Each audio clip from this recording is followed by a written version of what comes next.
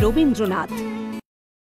Powered by AKD ঘি, কো-স্পন্সর্ড by আবরণ। নমস্কার, সুপ্রভাত।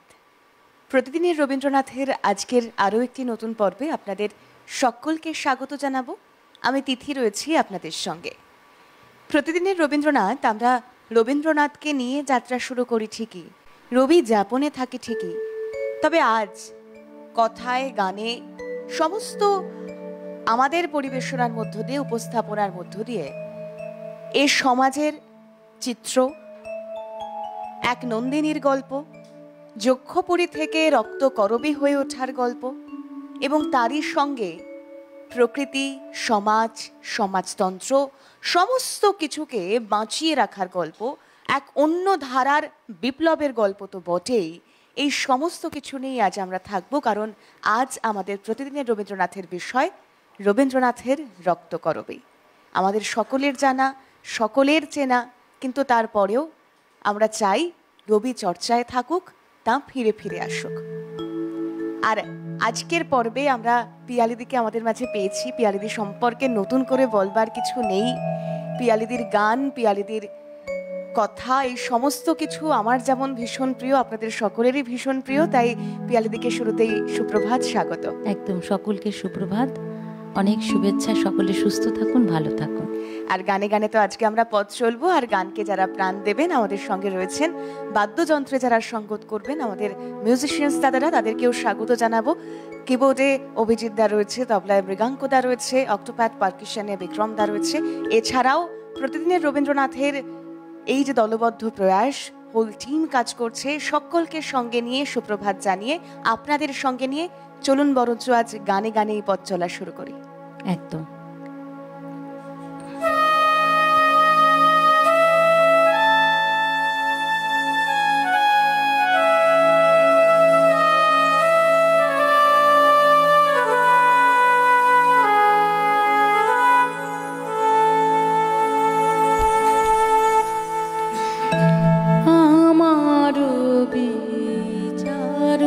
তুমি কর তব আপন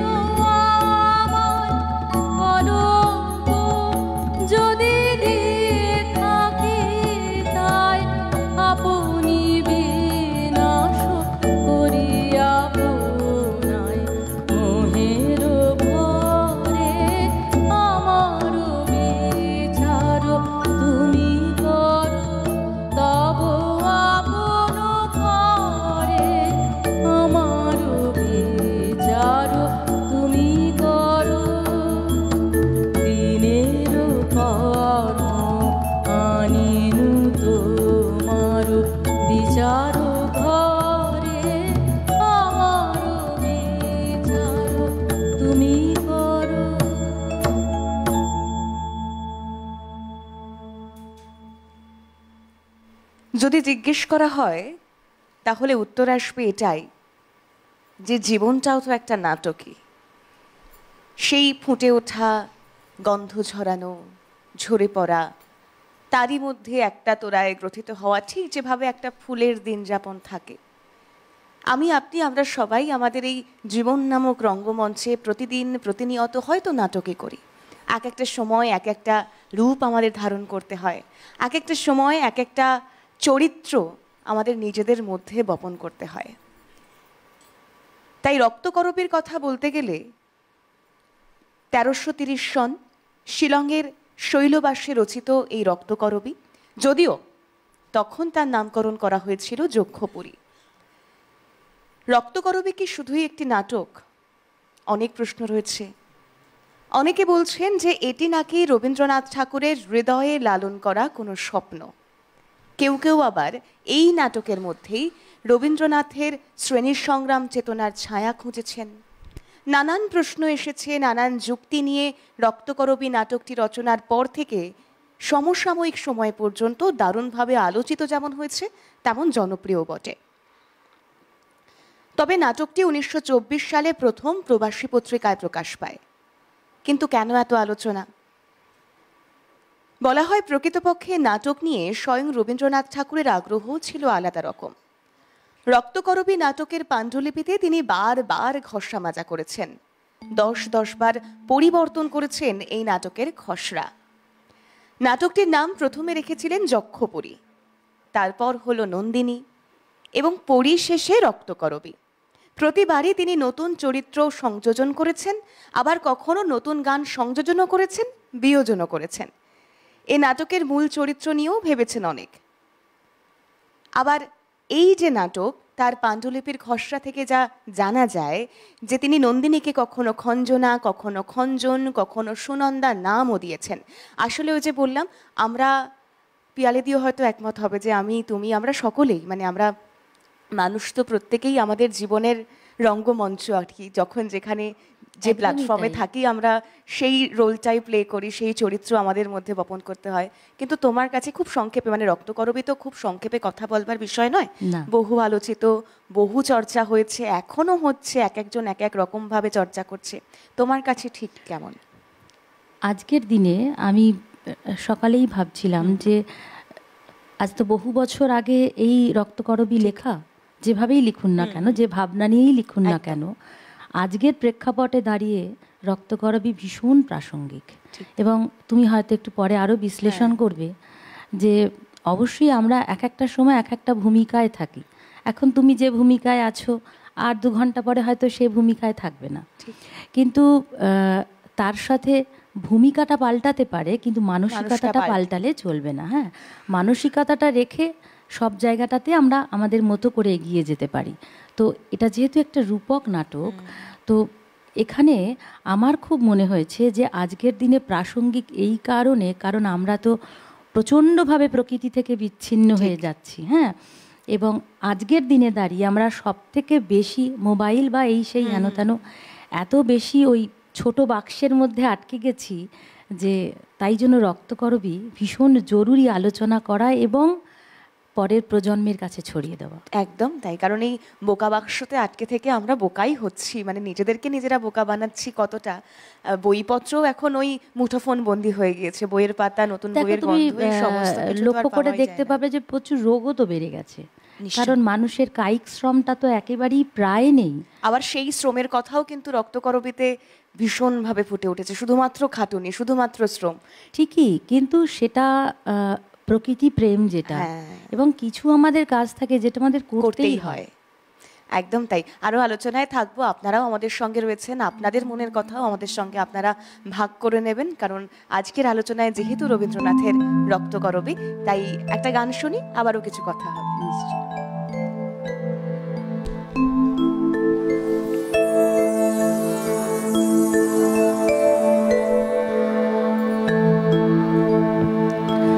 চরণ ধ্বনি শুনি তব নাথ, জীবন তীরে কত নীরব নির্জনে কত মধু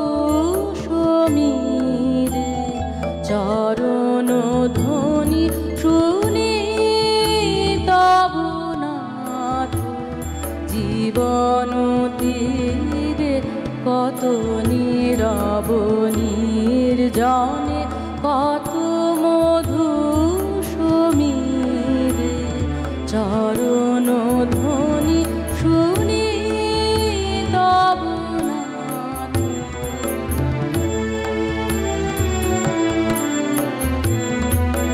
গগনে গ্রহ তারা জয় অনিমেষে চাহিরয়। গগনে গ্রহ তারা জয় অনিমেষে চাহিরয়। ভাবনা স্রোত হৃদয়ে বয় ধীরে একান্তে ধীরে চরণ ধ্বনি শুনি তব নাথ। জীবন তীরে কত নীরব নির্জনে কত মধু সমীরে চরণ ধ্বনি শুনি তব নাথ।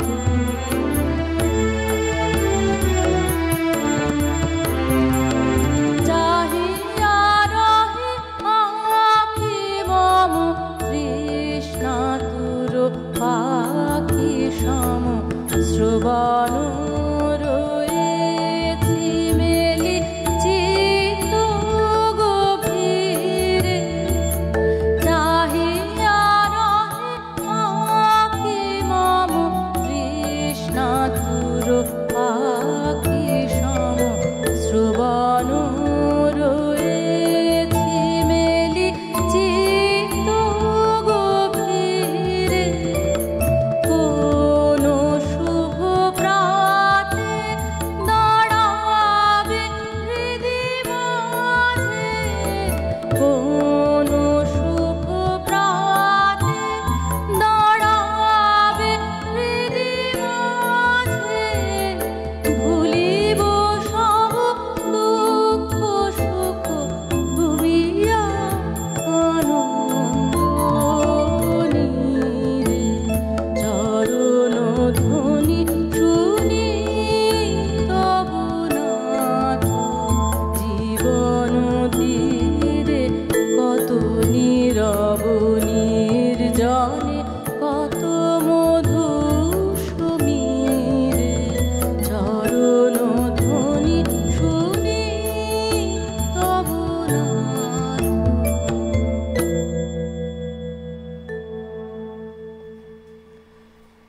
রক্তকরবী রূপকাশ্রয়ী এই নাটক, যেখানে রবীন্দ্র মানসে একটি স্বপ্ন খুব উজ্জ্বল, যেখানে আধার ভেঙে এক উজ্জ্বল আলো সন্ধানের স্পৃহা অতি সুস্পষ্ট। কিন্তু সেই আধার ভাঙার জন্য যে বিপ্লব প্রয়োজন তার ধরনটা একেবারেই আলাদা। আবার নাটকের প্রেক্ষাপটের দিকে তাকালে যক্ষপুরী নামে পরিচিত একটি নগর, যেখানে নানা রকম দ্বন্দ্বের উপস্থিতি রয়েছে। এখানে কোনো উৎপাদন নেই, নেই কোনো সৃষ্টি, আছে শুধু অমানবিক শ্রম। দিনের পর দিন যক্ষপুরীর শ্রমিকরা পাতাল থেকে সোনা তুলে আনছে, কেউ বা সোনা খোদাইয়ের কাজ করছে। সবার উপরেই প্রচণ্ড ক্ষমতাশালী রাজা। মাঝখানে আরও কয়েকজন পেশাজীবীর উপস্থিতি দেখা দিয়েছে ঠিকই, কিন্তু বস্তুতপক্ষে কথা বলার ক্ষমতা কারোরই নেই রাজার উপরে। আপাত দৃষ্টিতে এই পর্যন্ত যা বিশ্লেষণ, তাতে আমরা যদি একটু সমকালীন বা সেই সময়ের শ্রেণী সংগ্রাম তত্ত্বের উপর তাকাই, তাতে খানিকটা মিল থাকলেও মালিক শ্রমিক দ্বন্দ্ব, শোষণ, পুঁজিবাদী সমাজ ব্যবস্থা, এই সবই যেন ছাপ ফেলেছে রক্তকরবীতে। তবে মুক্তির যে পথ রবীন্দ্রনাথ এখানে বাতলে দিয়েছেন, সেটাও কিন্তু অনেকাংশে আলাদা। শ্রেণীর কথা, শ্রেণী সংগ্রামের কথা স্পষ্ট হয়েছে ঠিকই, কিন্তু বিপ্লবের ভাষা ছিল এখানে একেবারে অন্যরকম। আর এখানেই জন্ম হয়েছে নন্দিনীর। পরিবর্তনকামী এক নারী হিসেবে তার জন্ম দেওয়া হয়েছে। যক্ষপুরীর যে আধার, সেই আধারে একটু আলোর পরশ নিয়ে আসতে তার নান্দনিক চেষ্টার কোনো অন্ত নেই। নান্দনিক কারণেই, কারণ নন্দিনী বিপ্লবী নারী হলেও তার বিপ্লবের পথ একেবারেই সহিংস নয়। বরং বিশু পাগলার গান, কিশোরের রক্তকরবী বারংবার নন্দিনীকে উপস্থাপনা এমনভাবে করেছে যা আলো অন্বেষী এক নান্দনিক নারী হিসেবেই পরিচয় পেয়েছে। নাটকে বারবার রাজা, শোষক, শ্রমিক, প্রতিবাদ বিষয়গুলি ফুটে উঠেছে ঠিকই, কিন্তু এরই পাশাপাশি নন্দিনীর বিপ্লব তা একই কিনা এ নিয়েও বিশ্লেষণ হয়েছে, চর্চা হয়েছে, আরো অনেক কথা হয়েছে। কারণ প্রকৃতির কথাও আমরা শুনবো, প্রকৃতিও কিভাবে অঙ্গাঙ্গিভাবে জড়িয়ে রয়েছে এই রক্তকরবীর সঙ্গে, কিভাবে একপাশে রাজা, একপাশে নন্দিনী, এবং ওই যে বিশু পাগলার গান, কিশোরের কাছে তার রক্তকরবী চাওয়া, এই সমস্ত কিছু যেন আর অনেক বেশি প্রাণবন্ত করে তুলেছে। কিন্তু আজকের সমাজে, আজকের সমাজতন্ত্রে, আজকে একটা নারীর পরিস্থিতি বিবেচনা করতে গেলেও তার কিয়দংশ উল্লেখ কিন্তু খুব স্পষ্ট করে না হলেও সেই ছোঁয়াও রবীন্দ্রনাথ ঠাকুরের এই রক্তকরবীতে ছিল। বোঝানোর চেষ্টা করেছেন তিনি, কারণ তিনি তা উপলব্ধি করতে পেরেছিলেন। সেই আলোচনাতেও থাকবো, আরেকটা গান শুনবো মাঝে। হ্যাঁ, এখন যে গানটা যাচ্ছে সেটা আমাদের রক্তকরবী নাটকেরই গান। এবং তুমি যে কথাটা বলছো তার সাথে একটুখানি টেনে বলি যে আমার মনে হয়েছে যে এখানে রাজা বা যক্ষপুরী এটা একটা কালো জগৎ, একদম তাই, এবং প্রকৃতি বা আলো এটা হচ্ছে নন্দিনী। এবং এই কালো আর আলোর যে বৈপরীত্য এবং কেন কালো থেকে আলোয় ফেরা, এটাই বোধহয় রক্তকরবী। ঠিকই তাই। তো সেই আমি রক্তকরবীর গানেই আসছি।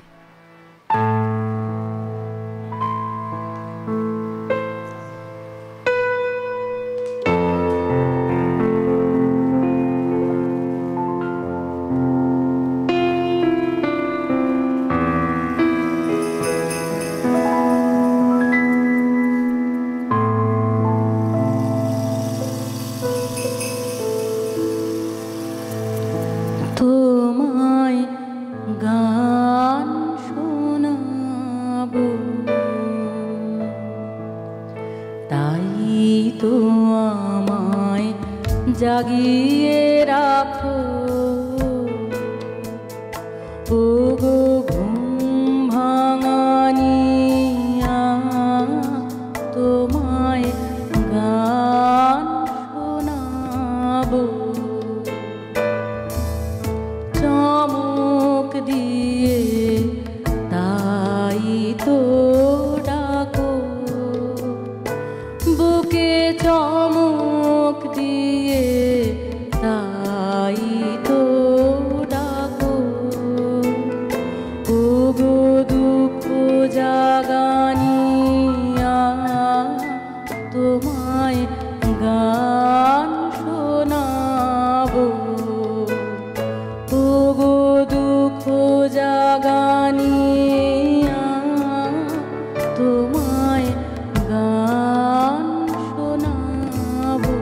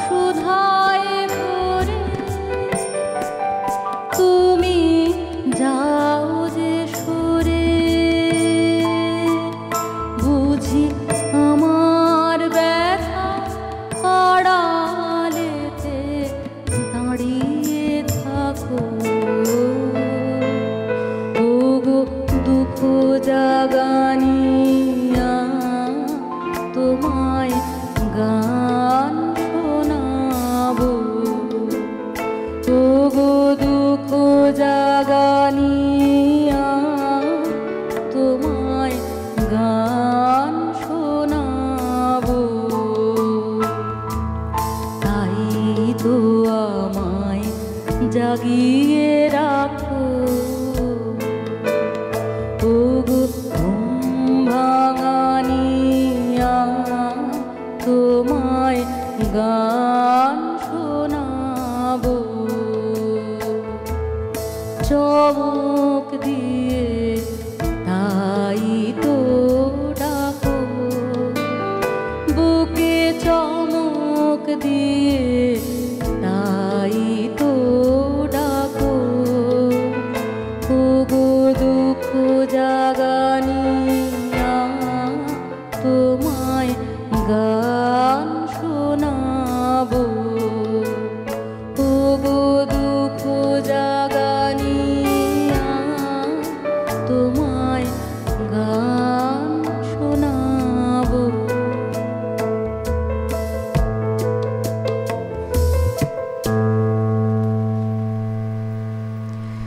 বিশু পাগল, তুমি আমাকে বলছো দুঃখ জাগানিয়া? ঠিক এভাবেই গানের মাঝে নন্দিনী কথা বলে উঠেছিল। কারণ এই যে একটা অদ্ভুত রসায়ন বিশু পাগলের সঙ্গে নন্দিনীর, একজন আরেকজনের কাছে আকাশ সম। অর্থাৎ যজ্ঞপুরীতে ঢুকে অবধি এতকাল মনে হতো জীবন হতে আমার আকাশখানা হারিয়ে ফেলেছি। বিশু পাগল বলছে মনে হতো এখানকার টুকরো মানুষদের সঙ্গে আমাকে এক ঢেঁকিতে কুটে একটা পিণ্ড পাকিয়ে তুলেছে, তার মধ্যে ফাঁক নেই। এমন সময় তুমি এসে আমার মুখের দিকে এমন করে চাইলে আমি বুঝতে পারলাম আমার মধ্যে এখনো আলো দেখা যাচ্ছে। ঠিক তখনই নন্দিনী বলে ওঠে, পাগল ভাই, এই বন্ধ গড়ের ভিতরে কেবল তোমার আমার মাঝখানটাতেই একখানা আকাশ বেঁচে আছে, বাকি আর সব বোঝা। ঠিক তখনই বিশু পাগল বলল, সেই আকাশটা আছে বলেই তোমাকে আমি গান শোনাতে পারি। ঠিক তাই। আর তারপরেই দুঃখ জাগানিয়া। কারণ এই গানের মাঝে যখন জিজ্ঞেস করছে নন্দিনী যে তুমি আমাকেই বলছো দুঃখ জাগানিয়া, তখন বিশু বলছে, তুমি আমার সমুদ্রের অগম পারের দূতি, যেদিন এলে যক্ষপুরীতে আমার হৃদয়ে লুনা জলের হাওয়ায় এসে ধাক্কা দিলে। ঠিক এভাবেই প্রকৃতি, আকাশ, মানে ওই দম বন্ধ কালো জগৎটার কথা বলছিলে না, একদমই। কোথাও একটা যেন গান, ভালো লাগা, ভালোবাসা, এগুলোই আমাদেরকে আলো ছড়ায়, আলোর পথ দেখায়, আলোর দিশা দেখায়। একদমই তাই। এবং ওই যে বারবার করেই আসলে রক্তকরবীর এই যে এখানে নন্দিনী, এটা তো পুরোটাই প্রকৃতিকে তুলে, হ্যাঁ। এবং এই যে বিশু পাগল, আমার মনে হয় রবীন্দ্রনাথের একদম নিজের মনের কথা, একদম বিশু পাগলের মধ্য দিয়ে তিনি বোঝাতে মানে চাইছেন। এই যে উনি তো অসম্ভব প্রকৃতি প্রেমী ছিলেন, এবং প্রজন্মের পর প্রজন্মকে উনি একই বার্তা দিয়েছেন যে প্রকৃতি আসলে ঈশ্বর, প্রকৃতি ব্রহ্ম, প্রকৃতি আমাদের ভালোবাসা। ঠিক তাই। এবং যে প্রকৃতিকে না ভালোবাসে সে কোনোদিনই কোনো প্রাণীকেই ভালোবাসতে পারবে না। এবং ওই জন্য তিনি যতবার নিজে ভেঙে পড়েছেন, যতবার উঠে দাঁড়িয়েছেন, যতবার তার কাছে শোক এসছে, যতবার তার কাছে ভালো লাগা এসেছে, সবটাই তিনি প্রকৃতিকে উৎসর্গ করেছেন, একদম প্রকৃতিতেই উজাড় করে দিয়েছেন। এবং তার শেষ যাত্রাটাও তিনি চেয়েছিলেন যেন প্রকৃতির কোলেই তিনি মিশে যেতে পারেন।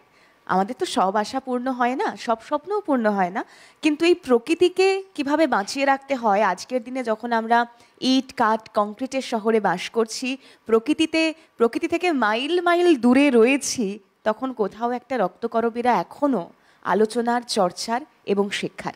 একটা ছোট্ট বিরতি নিতে হবে পিয়ালিদি, বিরতির পর গানে গানে ফিরবো, আপনারাও সঙ্গে থাকুন। প্রতিদিনের রবীন্দ্রনাথ, পাওয়ার্ড বাই একেডি ঘি, co-sponsored by আবরণ। ফিরে এলাম বিরতির পর। রবীন্দ্রনাথের রক্তকরবী শুধুই একটি নাটক বা রূপকাশ্রয়ী নাটক, তার পাশাপাশি আমরা তা নিয়ে আজ কথা বলছি। শুধু আজ নয়, এই সপ্তাহ জুড়ে প্রতিদিনের রবীন্দ্রনাথে আমরা এমন কিছু কিছু বিষয় নিয়ে কথা বলবো, তার এমন কিছু কিছু সৃষ্টি নিয়ে কথা বলবো যা এই মুহূর্তে দাঁড়িয়ে ভীষণভাবে বাস্তব, যা এই মুহূর্তে দাঁড়িয়ে আমাদের পথ দেখাবে, আলোর পথ দেখাবে, এবং আমরা যেন সেই আলোর পথযাত্রী হতে পারি, সেটাই আমাদের একমাত্র কামনা। অবশ্যই কথায় থাকবো, আপনারা রয়েছেন, আপনাদের সঙ্গে কথা হবে, তবে তার আগে হবে গান। একদম। যে গানটি এখন করছি এটিও রক্তকরবীর গান।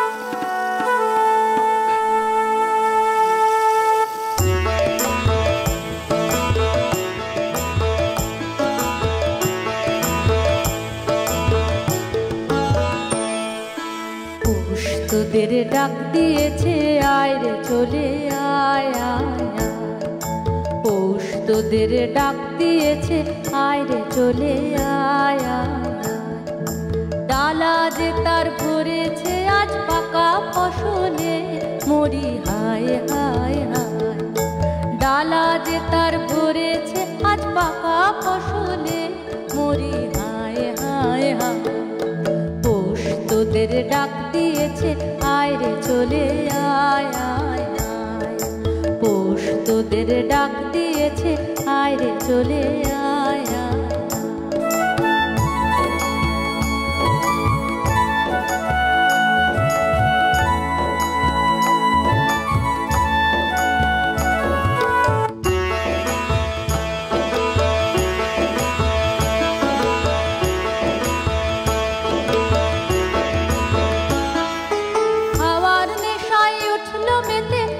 বধুরা ধানের খেতে, হাওয়ার নেশায় উঠল মেতে, দেখবো ধুরা ধানের খেতে, রোদের সোনা ছড়িয়ে পড়ে, রোদের সোনা ছড়িয়ে পড়ে, মাটির আঁচলে, মরি হায় হায় হায়, পৌষ তোদের ডাক দিয়েছে আয় রে চলে আয় আয় আয়, তোদের ডাক দিয়েছে আয় রে চলে আয় আয় আয়।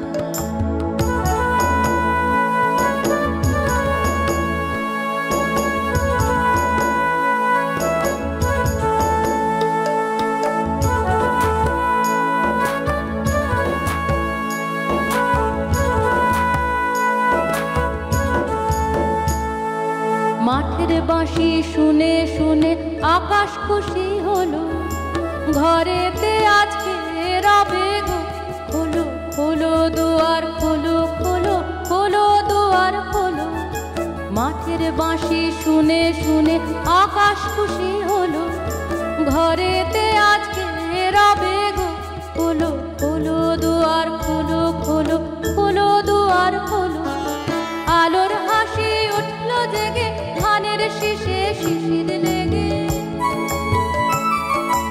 আলোর হাসি উঠলো জেগে, ধানের শীষে শিশির লেগে, ধরার খুশি ধরে না গো, ধরার খুশি ধরে না গো, ওই যে উথালে, মরি হায় হায় হায়, পৌষ তোদের ডাক দিয়েছে আয় রে চলে আয় আয় আয়, পৌষ তোদের ডাক দিয়েছে আয় রে চলে আয় আয় আয়, ডালা যে তার ভরেছে আজ পাকা ফসলে, মরি হায় হায় হায়, ডালা যে তার ভরেছে আজ পাকা ফসলে, মরি হায় হায় হায়, পৌষ তোদের ডাক দিয়েছে আয় রে চলে আয় আয় আয়, পৌষ তোদের ডাক দিয়েছে আয় রে চলে আয় আয়।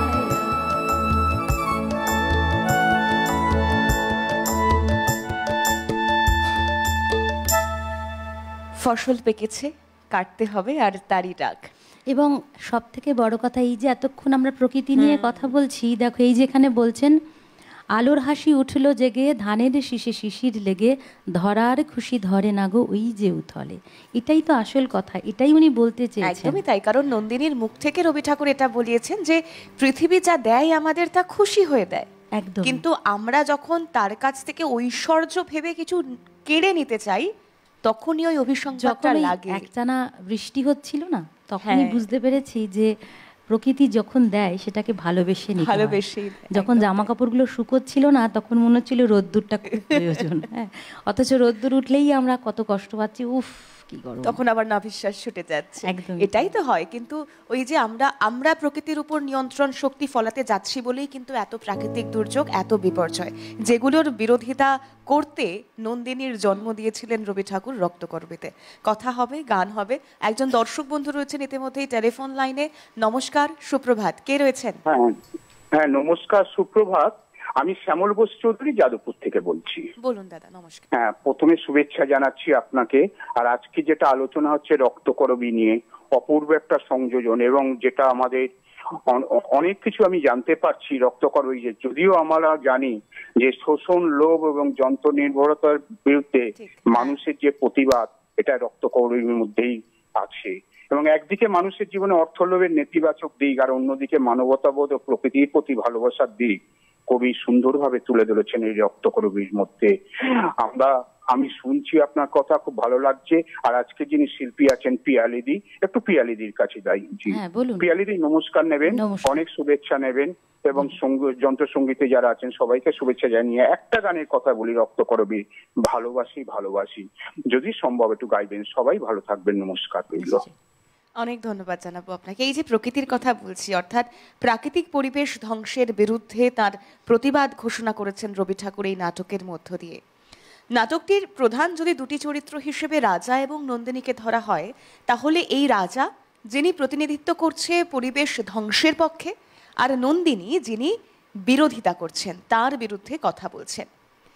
তাই নন্দিনী বিশ্ব নাটকে এক অদ্বিতীয় চরিত্র, কারণ নন্দিনীর মধ্যে মানবিক গুণাবলীর সঙ্গে যুক্ত হয়েছে ওই যে আমরা এতক্ষণ ধরে কথা বলছি প্রকৃতির ছন্দ। নন্দিনী এ নাটকে প্রকৃতির প্রতীক হিসেবে উপস্থাপিত হয়েছেন।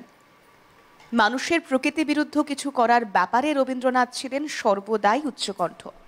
তাই যখন পরিবেশ নিয়ে তেমন কোনো চিন্তাভাবনা সভ্য সমাজে দেখা যায়নি, রবীন্দ্রনাথ তখনই সেই প্রশ্নটাকে জোরালোভাবে সামনে এনেছিলেন। যন্ত্র সভ্যতার অগ্রগতির মধ্যেই তিনি দেখেছিলেন পরিবেশের বিনাশের কারণ।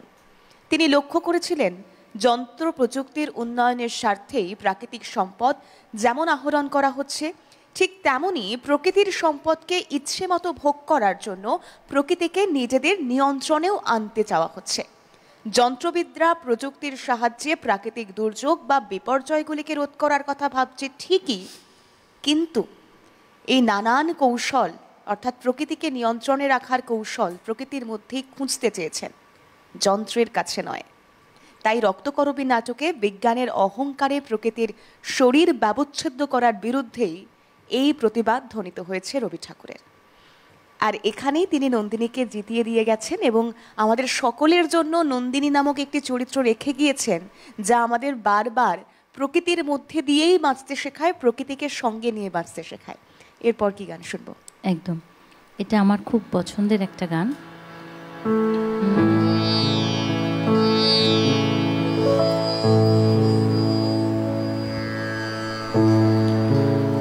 বন্ধু রহ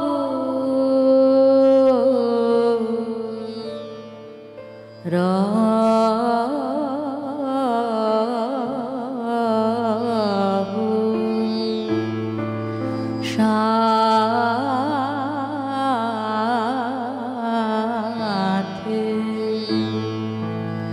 আজি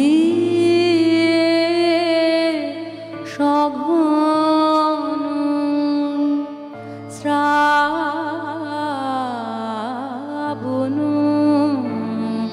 প্রাতে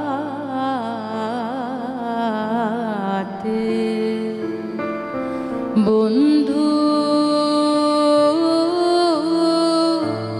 রহ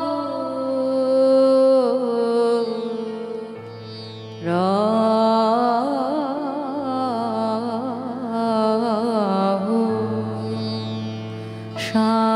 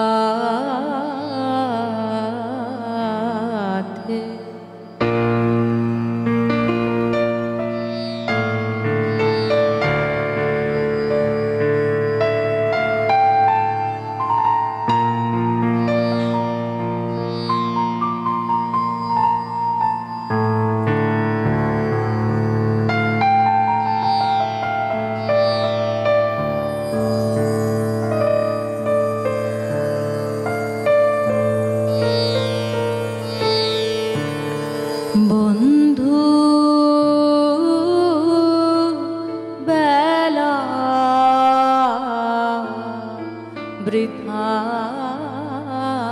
যায় রে বন্ধু বেলা বৃথা যায় আজি বাদলে আকুলো হাওয়া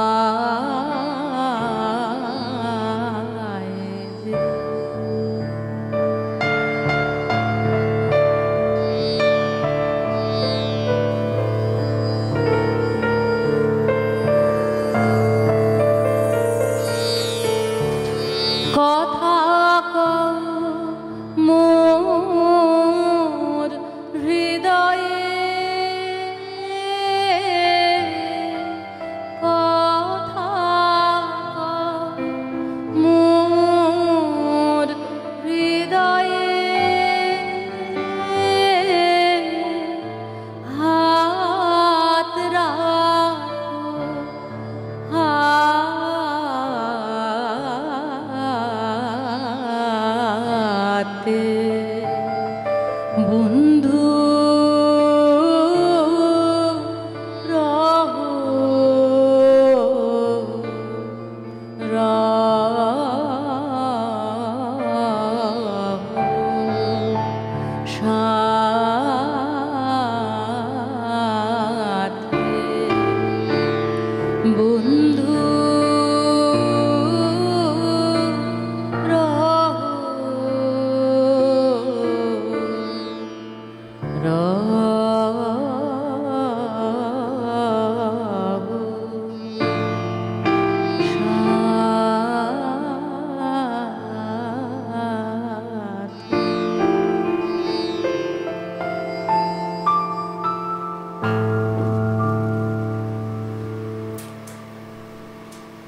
গানই পারে কালোর জগৎ থেকে আলোর পথ দেখাতে। ঠিক যেভাবে বিশু পাগলের চরিত্রটা অত্যন্ত গুরুত্বপূর্ণ হয়ে উঠেছিল এই রক্তকরবীতে। তার গান সংলাপ নেতৃত্ব দিয়ে যক্ষপুরীতে পরিবর্তনের হাওয়া এনেছে। তারই কিছু অংশ আপনাদেরকে শোনাবো, বা এই যে বন্ধুত্বপূর্ণ একটা সম্পর্ক গড়ে তোলবার চেষ্টা কিন্তু রক্তকরবীতেও রবি ঠাকুর জিয়ে রেখেছিলেন, তা নিয়েও কথা হবে। তবে তার আগে একজন দর্শক বন্ধু রয়েছেন। নমস্কার, সুপ্রভাত, কে রয়েছেন? সুপ্রভাত, নমস্কার। সিটিভিএনের সকলকে জানাই আন্তরিক অভিনন্দন। খুব ভালো অনুষ্ঠান হচ্ছে। আর পিয়ালি ম্যাডামের গান তো অত্যন্ত সুন্দর এবং অত্যন্ত গুণান্বিতা। উনি শুধু রবীন্দ্রসঙ্গীত গাওয়া নয়, উনি বিভিন্ন মাধ্যমে ওনাকে দেখেছি এবং খুব কৃতিত্বের স্বাক্ষর রেখেছেন উনি। খুব ভালো লাগে আমার। আচ্ছা, এবার বিষয়ে আসি। রক্তকরবী একটি প্রতীকী নাটক। এখানে রক্তকরবীর কঙ্কন পোড়া নন্দিনী, সে প্রাণের প্রতীক, সে জীবনের প্রতীক। উল্টো দিকে রাজা, সে অন্ধকার জগতের মানুষ, সে শুধু কাজের মধ্যে থাকে, সে বেঁচে থাকার মন্ত্র তার হাতে নেই। মরা ব্যাংকটার কাছ থেকে কি করে 1000 বছর টিকে থাকতে হয় তাই সে আয়ত্ত করতে চায়। এটাই সে নন্দিনীকে বলেছে। নন্দিনী যখন মরা ব্যাংকটিকে দেখে আঁতকে উঠে বলেছে ওটাকে কেন রেখেছো বা এরকম কিছু, তখন রাজার উত্তর ওর কাছ থেকে টিকে থাকার মন্ত্র শিখছিল। তাই রাজা টিকে থাকতে চাই, কিন্তু প্রাণের প্রেরণা তার কাছে নেই। সেটা তাকে দেয় নন্দিনী। বারবার তাকে হাতছানি দেয় যে প্রকৃতির মধ্যে এসো, বাইরের জগতে এসো। এই রক্তকরবী নাটকের বিষয়। আসলে রক্তকরবী নাটক লেখার আগে রবীন্দ্রনাথ বেশ কয়েক মাস আমেরিকায় ছিলেন। তখন তিনি দেখেছেন যন্ত্র সভ্যতার উৎকট দিকটিকে।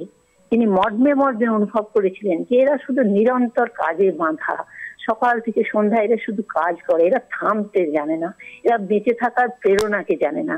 এই ব্যাখ্যার থেকেই তিনি লিখেছিলেন রক্তকরবী নাটক। নমস্কার। অনেক ধন্যবাদ জানাবো। এবং এই যে একটা গুরুত্বপূর্ণ দিক আপনি তুলে ধরলেন পিয়ালিদি, এই টিকে থাকা আর বেঁচে থাকা, মানে আমি ভালোভাবে নিজের মতো করে প্রাণবন্ত হয়ে বাঁচতে চাইছি, আর তার পাশাপাশি আমি ইঁদুর দৌড়ে টিকে থাকতে চাইছি। ঠিক কথা। এই দুটোর মধ্যে কিন্তু একটা বিস্তর যেমন ফারাক, ঠিক এই দুটোর মধ্যে যে কোনো একটা বেছে নেওয়া আজকের দিনে ভীষণ কঠিন। তুমি যদি বেঁচে থাকতে চাও তাহলে তুমি সত্যি বেঁচে থাকতে পারবে, আর যদি তুমি টিকে থাকতে চাও তাহলে তুমি বেঁচে থাকতে পারবে না। তখন আমিও তখন এই প্রাণটাও যন্ত্রে পরিণত হবে একদম। এবং সেই যন্ত্র তখন যে কতটা যন্ত্রণা দেবে সে আর নতুন করে বলার অপেক্ষা রাখে না। রবীন্দ্রনাথ কিন্তু বেঁচে থাকতে চেয়েছিলেন, তাই তিনি আজ হয়তো 100 বর্ষ পরে মানে এখনো আজকে এবং আজকের মানে আগামী শতবর্ষতেও এভাবেই তিনি প্রাণবন্ত এভাবে চিরন্তন থাকবেন। এবং আমরা শুধু এটুকুই চাই যে এই যে দিকগুলো, আজকের যন্ত্রনির্ভর জীবনযাপন, বইয়ের ব্যাগটা অনেকটা ভারী হয়ে যাচ্ছে, এই সমস্ত কিছু আমরা মুঠোফোন বন্দি হচ্ছি, আমরা আরো অনেক বেশি ডিজিটালাইজেশনের পথে এগোচ্ছি, কিন্তু তারপরেও আমাদের শিক্ষা যে প্রকৃতি দেয় কতটা, তার কিছুটা আগামী প্রজন্ম পড়ুক, জানুক, শিখুক। তুমি এই সমস্ত কিছুই জানো আমাদের। আমি একটা ছোট্ট ভাবনা, মানে আমার এটা আমি একটু বলছি।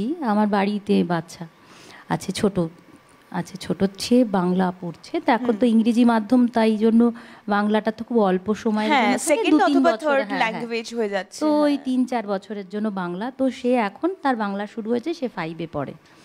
তো ওই জল পড়ে পাতা নড়ে এরম ধরনের যে সমস্ত ছোট ছোট পাঠগুলো আছে, তুমি ভাবতে পারবে না, আমি ওকে বেশ কয়েকবার পড়াবার পর যখন বললাম যে তুই না এটাকে বেশ ছন্দের মধ্যে নিয়ে চলে যা, সে গান গাইতে খুব ভালোবাসে, তাকে আমি 3 ছন্দ করে ভাগ করে দিলাম।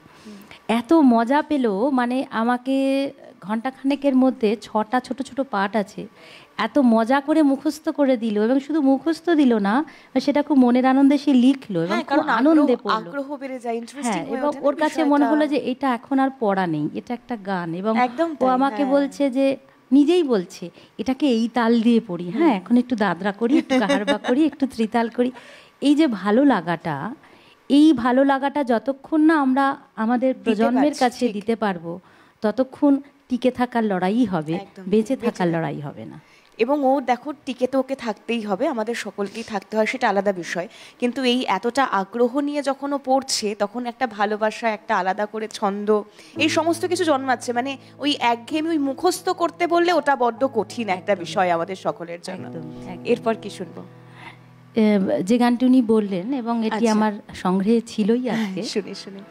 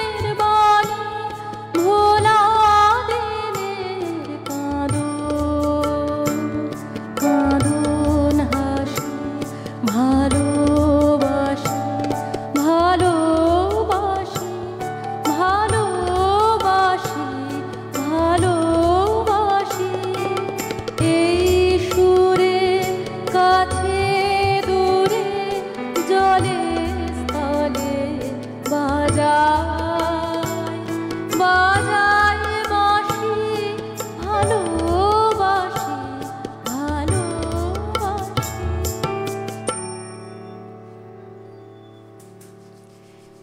ঠিক এই গানটার আগে যে কথাটা বলতে যাচ্ছিলাম, কারণ এই বিশু পাগলার কথা বলছিলাম বা বিশু ফাগুলালের সংলাপ। বিশু বলছেন, আমাদের কারিগররা বন্দিশালা ভেঙে ফেলেছে, তারা ওই চলেছে লড়তে, আমি নন্দিনীকে খুঁজতে এলাম, সে কোথায়? ফাগুলাল বলছে, সে গেছে সকলের আগে।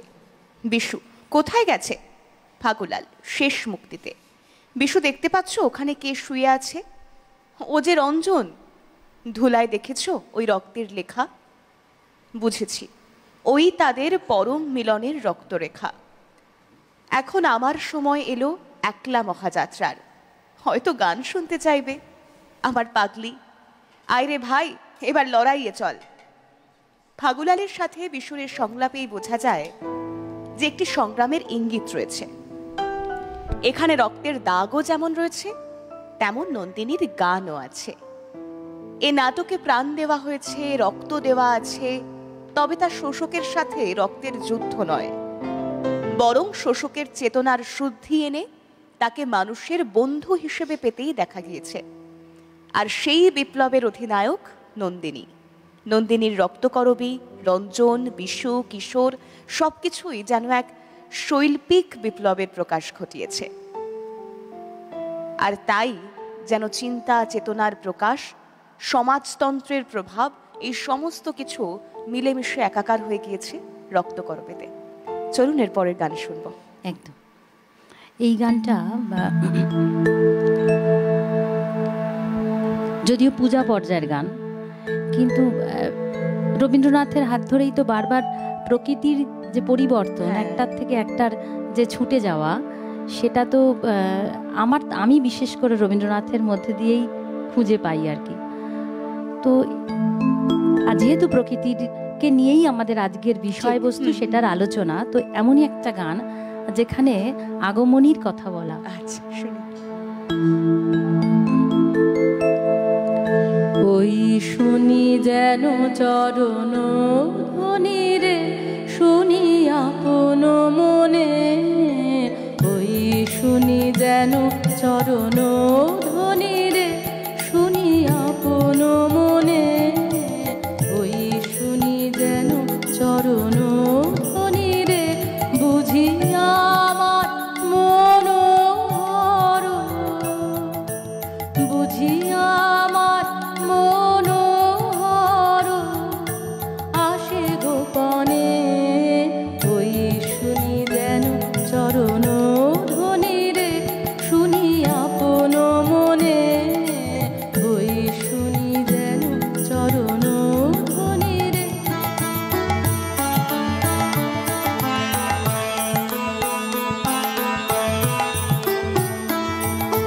পাবার আগে কিসের আভাস পাই, চোখের জলের মান ভেঙেছে তাই গো, ভেঙেছে তাই। পাবার আগে কিসের আভাস পাই, চোখের জলের মান ভেঙেছে তাই গো, ভেঙেছে তাই। মালার গন্ধ এলো, মালার গন্ধ এলো, যারে জানি স্বপনে। ওই শুনি যেন চরণ ধ্বনি রে, শুনি আপন মনে। ওই শুনি যেন চরণ ধ্বনি রে।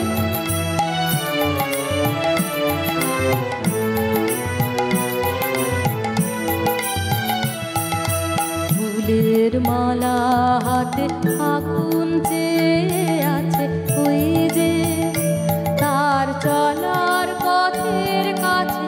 ওই যে ফুলের মালা হাতে আগুন চেয়ে আছে, ওই যে তার চলার পথের কাছে।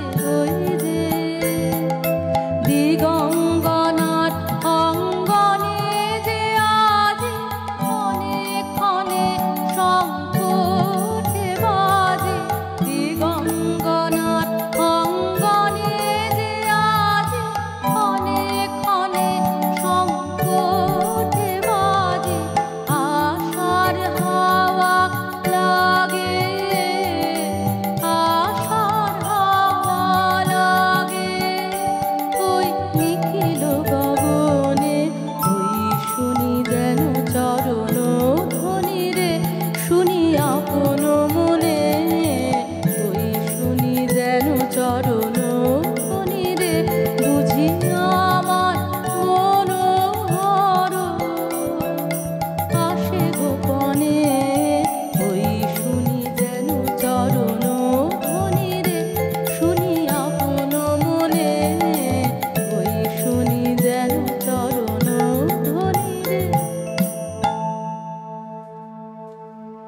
ঠিক এভাবেই গান শুনতে শুনতে আরও একটা বিরতির সময় হয়েছে। বিরতির পর ফিরছি, সঙ্গে থাকুন। প্রতিদিনের রবীন্দ্রনাথ, পাওয়ার্ড বাই একেডি ঘি, কো স্পন্সর্ড বাই আবরণ। ফিরে এলাম বিরতির পর, সঙ্গে নিয়ে প্রতিদিনের রবীন্দ্রনাথ। আজকের আলোচনায় রবীন্দ্রনাথের রক্তকরবী বলা ভালো। আজকের আলোচনায় আজকের সমাজ, আজকের প্রকৃতি, আজকের আমার আপনার চিন্তাভাবনার সঙ্গে আদৌ কতটা রবি ঠাকুর তার চর্চা, তার রক্তকরবীর প্রভাব রেখে যেতে পেরেছেন, বা আমরা কতটা চেষ্টা করছি, এই সমস্ত কিছু নিয়েই আমাদের পথ চলা। দেখতে দেখতে একদম শেষ পর্বে চলে এসেছি আজকের। পিয়ালিদি রয়েছেন, আগে গান শুনবো। কি গান শুনবো?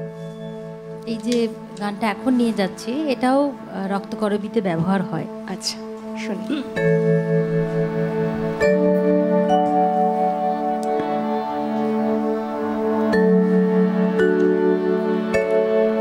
আমার এই পথ যাওয়াতে আনন্দ,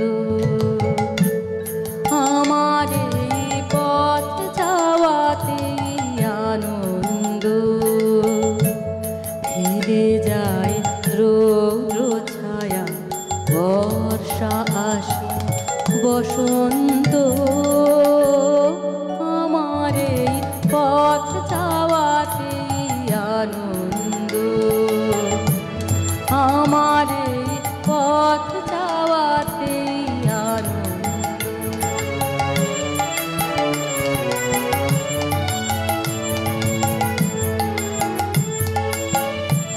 কারাই সম্মুখ দিয়ে আসে যায় খবর নিয়ে, কারাই সম্মুখ দিয়ে আসে যায় খবর নিয়ে, খুশিরই আপন মনে বাতাস বহে, বাতাস বহে সুমন্দ, আমার এই পথ যাওয়াতে আনন্দ।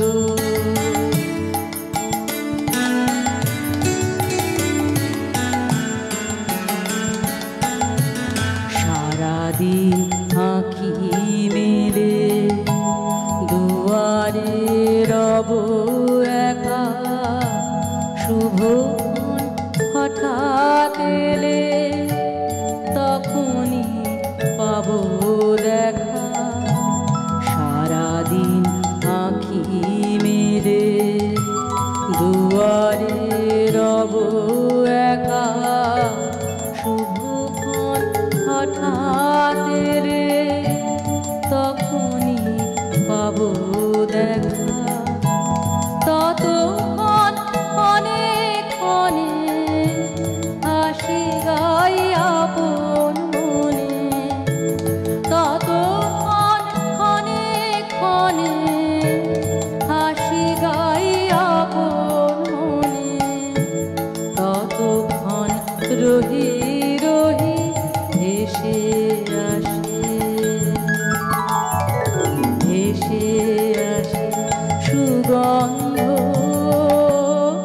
আমার এই পথ যাওয়াতে আনন্দ, আমার এই পথ যাওয়াতে আনন্দ, ফেলে যায় রৌদ্র ছায়া, বর্ষা আসে বসন্ত, আমার এই পথ যাওয়াতে আনন্দ, আমার এই পথ যাওয়াতে আনন্দ।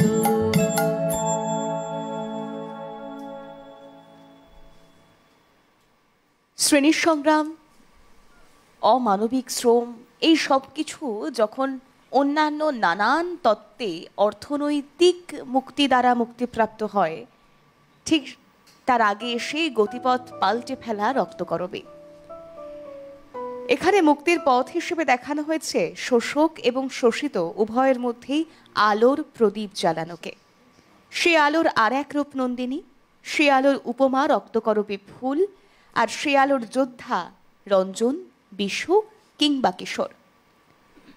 তাই রক্তকরবী এক বিপ্লব, এমন এক বিপ্লব যা শিল্প এবং সৃষ্টি দিয়ে রাজা নয় রাজনীতির পরিবর্তন আনে, যা অর্থনৈতিক মুক্তির চেয়ে সৃজনের আলোর মুক্তির পথ দেখায়।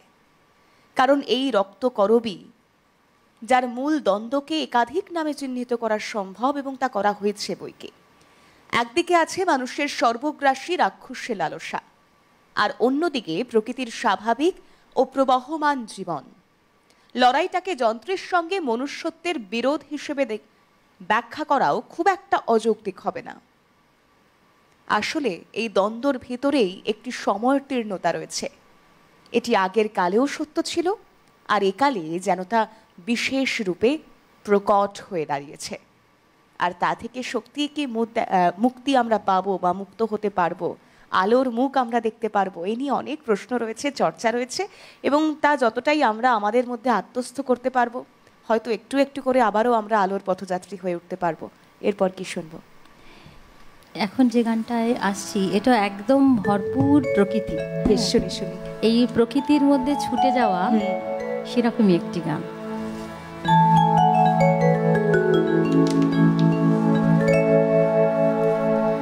মেঘের কোলে কোলে যায় রে চলে বকের পাতি, মেঘের কোলে কোলে যায় রে চলে বকের পাতি।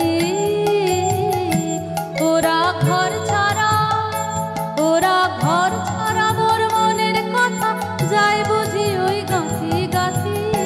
মেঘের কোলে কোলে যায় রে চলে বকের পাতি, মেঘের কোলে কোলে যায় রে চলে বকের পাতি।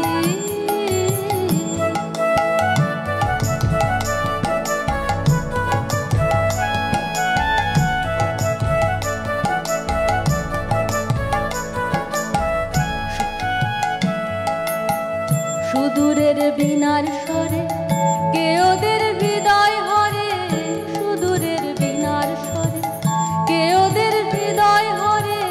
দুরাশার দুঃসাহসে উদাস করে, দুরাশার দুঃসাহসে উদাস করে। সে কোন উধাও হাওয়ার পাগলামিতে পাখা ওদের ওঠে মাটি, উধাও হাওয়ার পাগলামিতে পাখা ওদের ওঠে মাটি। মেঘের কোলে কোলে যায় রে চলে বকের পাতি, মেঘের কোলে কোলে যায় রে চলে বকের পাতি।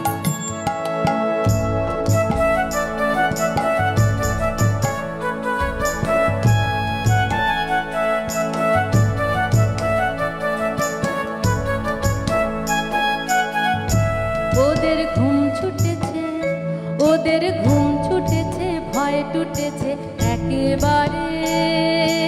অলক্ষেতে লক্ষ্য ওদের পিছন পানে তাকায় না রে।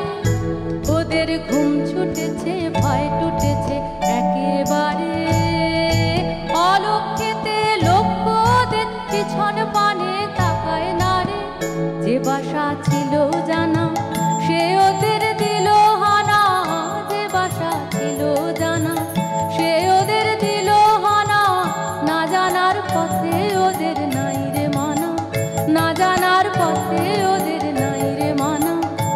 ওরা দিনের শেষে দেখেছে কোন মনোহরণ আধার রাতি, দিনের শেষে দেখেছে কোন মনোহরণ আধার রাতি।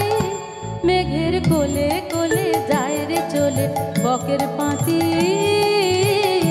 মেঘের কোলে কোলে যায় রে চলে বকের পাতি।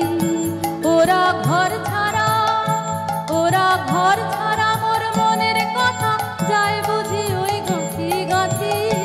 মেঘের কোলে কোলে যায় রে চলে বকের পাতি, মেঘের কোলে কোলে যায় রে চলে বকের পাতি।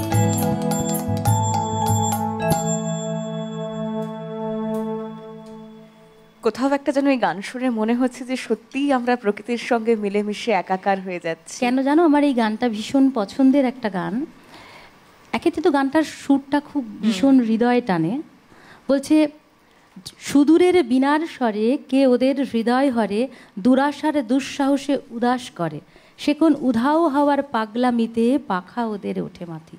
এই যে একটা বকের দল এক প্রান্ত থেকে এক প্রান্তে ছুটে যাচ্ছে একটা অজানা উদ্দেশ্যে, কিন্তু তাদের তো কোনো নির্দিষ্ট লক্ষ্য নেই কেন তারা উড়ে উড়ে যাচ্ছে এবং তারা কোথায় যাচ্ছে সেটাও তারা জানে না। তাই যে দুরাশার দুঃসাহসে ওদের উদাস করে, মানে এটা ওদের কাছে কোনো ব্যাপার না, যাচ্ছি যাই, যা হবার হবে, কারণ ওদের তো ফিরে আসার ব্যাপারও নেই যে আমাকে অমুক জায়গাতেই ফিরে আসতে হবে। ফেরার জন্য ওরা দুঃখও করে না। আর আগামী দিনে ওদের কি আছে, কি ঝড় বাদল প্রকৃতি কতটা শক্তিশালী হবে ওদের জন্য ওরা কিচ্ছু জানে না, কিন্তু তারপরেও কি বিশাল আনন্দে এই যে বলছে মেঘের কোলে কোলে যায় রে চলে বক্কের পাতি, ওরা ঘর ছাড়া মোর মনের কথা যায় বুঝি ওই গাথি গাথি। মানে প্রকৃতির মধ্যে ওরা মানুষের আনন্দকেই বা প্রাণী জগতের আনন্দকে গাঁথতে গাঁথতে এক প্রান্ত থেকে আর এক প্রান্তে ছুটে চলে। এবং আমরাও কিন্তু আমাদের মনের মধ্যে সেই ইচ্ছেটাই বেঁধে রাখি, কারণ এক ঝাঁক পাখি উড়ে গেলে আমাদের যে একটা অনাবিল আনন্দ হয়, সেই আনন্দ বোধহয় একই রকমভাবে আমাদের সেই ছোটবেলায় ফিরিয়ে নিয়ে যায়। একটা বোকা বোকা প্রশ্ন, এখন মনে হয় বোকা বোকা, কিন্তু সত্যিই যদি আমরা পাখি হতাম, সত্যিই যদি আমরা উড়ে যেতে পারতাম, সত্যিই যদি আমাদের এই ইট কাঠ কংক্রিটের চারপাশে এই একটা ভীষণ কঠিন পরিস্থিতি, বয়সের সঙ্গে সঙ্গে মানিয়ে নেওয়া মেনে নেওয়ার লড়াই, এই সমস্ত কিছু না থাকতো, তাহলে কেমন হতো? এই প্রশ্নগুলো যেন এখনো আমাদের তাড়া করে বেড়ায়। একটা কথা যেন আমার কদিন ধরে খুব মনে হচ্ছে যে ছেলেমেয়েরা ভীষণ পড়াশুনোর চাপে ব্যস্ত, তাই তো তাদের গান আগে বন্ধ, তারপর নাচ, তারপর ছবি আঁকা ইত্যাদি, আস্তে আস্তে সবই বন্ধ হয়ে যায়, তারপর আবার তারা ওই বই মুখ এবং ওই যন্ত্রমুখ। কিন্তু এই বাচ্চাগুলোই যখন ষাটোর্ধ্ব হয়, যখন তাদের অবসরটাই জীবন হয়, তখন তাদের জীবন কি হয় জানো? রবীন্দ্রনাথ। একদম তাই, একদম ঠিক। এবং শুধু রবীন্দ্রনাথ, তখন মনে হয় কি আমাকেই এরকম প্রচুর ফোন করে বলেছে এখন তো অবসর আছে ম্যাডাম, তাহলে একটু গানটা অভ্যাস করি। মানে অভ্যাস ইন দ্য সেন্স গানটা গেয়ে আমার জীবনটা কাটায়। তা আমার মনে হয় যে গানটা যদি সারা জীবন গাই তাহলে তো বেঁচে থাকতে হয়, টিকে থাকতে হয় না। ওই যে সেই টিকে থাকার বেঁচে থাকার লড়াই। এরপর কি শোনাবে তুমি?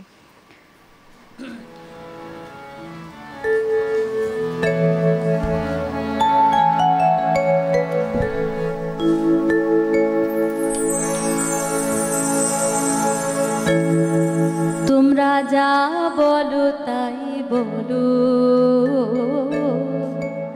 তোমরা যা বলো তাই বলো, আমার লাগে না মনে, যা বলো তাই বলো, আমার যায় বেলা বয়ে যায় বেলা, আমার যায় বেলা বয়ে যায় বেলা, কেমন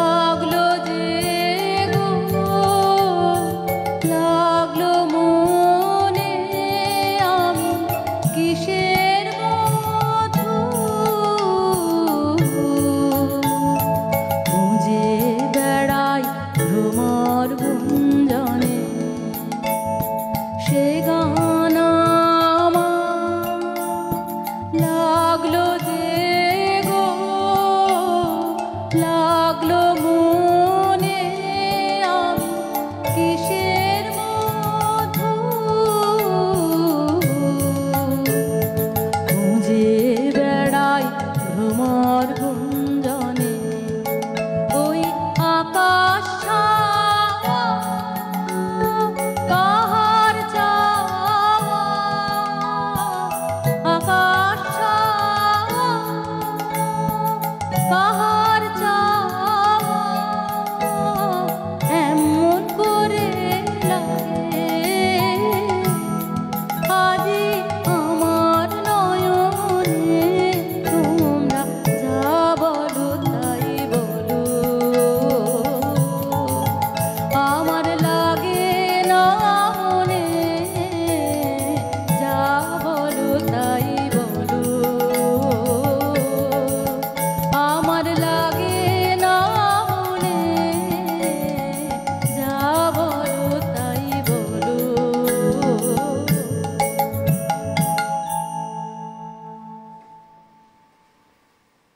রক্তকরবী যখন লেখা তখন সময়টা প্রথম বিশ্বযুদ্ধ শেষ হওয়ার পর, যে যুদ্ধটাই ছিল বিশ্বের পুঁজিবাদী শক্তিগুলোর ভেতর আধিপত্য নিয়ে লড়াই। যুদ্ধটা ওখানেই শেষ হয়ে যায়নি। নাটকটি রচনার এক যুগ পরে পুঁজিবাদীরা আরেকটি যুদ্ধ বাধায়।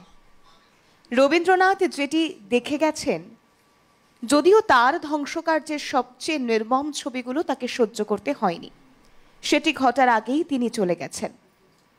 পুরাণ অনুষঙ্গ যক্ষপুরীকে বাস্তবতা অতিক্রান্ত করে ঠিক যতটা পাঠককে আক্রমণ করে তার বিভৎসতা এবং কেবল সংখ্যায় পরিণত হওয়া মানুষদের দেখিয়ে বিপরীতে ততটাই বাস্তব প্রাণোচ্ছল নন্দিনী। মানব সভ্যতার অন্ধকারকে সীমাবদ্ধ করতে চাননি বলেই তাকে বাঁচতে হয়েছিল যক্ষপুরী নামটি। সে একান্তই স্থান হিসেবে যক্ষপুরী তার অনন্ত সম্ভাবনা বিস্তার করেই টিকে ছিল, টিকে আছে। তবে এর মাঝে প্রয়োজন ছিল বেঁচে থাকার। নন্দিনী প্রথমেই বাঁচার কথা বলে। থাকার আনন্দ ছুঁয়ে পড়ে তার আচরণে। তাকে দেখে বিস্মিত হয় সবাই, কারণ নন্দিনী বেমানান। নিয়মের এই ছকে যা কিছু বেমানান তার প্রতি আমাদের আলাদাই আগ্রহ থাকে বইকি। তাই সেভাবেই রক্তকরবী এখনো আমার, আপনার বা যারা আমরা রবীন্দ্র চর্চা কিছুটা হলেও করতে পারি, কারণ আমি বরাবর মনে করি যে রবীন্দ্রনাথ আর সমুদ্র হিমাচল ব্যাপী তার ব্যাপ্তি, তার গভীরতা খুঁজে পাওয়া, তল খুঁজে পাওয়া সত্যিই ধৃষ্টতা এবং বহু মানে অনেকগুলো জীবন, অনেকগুলো জন্ম হয়তো অতিক্রান্ত করতে হবে তার জন্যে। এবং সে কারণেই যেহেতু আজ গানে গানে প্রতিদিনের রবীন্দ্রনাথের একদম শেষ পর্যায়ে এসেছি, গানে গানেই আজকের অনুষ্ঠান শেষ করব। এবং এই অনুষ্ঠান থেকে বিদায় নিতে মন না চাইলেও বিদায় নিতে হবে, কারণ ওই যে রবি ঠাকুর থেকে আমি আপনি আমরা সবাই সময়ের কাছে বন্দী। অনেক ধন্যবাদ জানাবো আপনাদের সকলকে এত সুন্দরভাবে আমাদের সঙ্গে জুড়ে থাকার জন্য। পিয়ালিদিকে ধন্যবাদ জানাবো, কারণ এত সুন্দর একটা সকাল কথায় গানে আমাদেরকে উপহার দেওয়ার জন্য। এবং তার পাশাপাশি যন্ত্রসঙ্গীতে যারা সঙ্গত করেছেন তাদের সকলকে ধন্যবাদ জানাবো।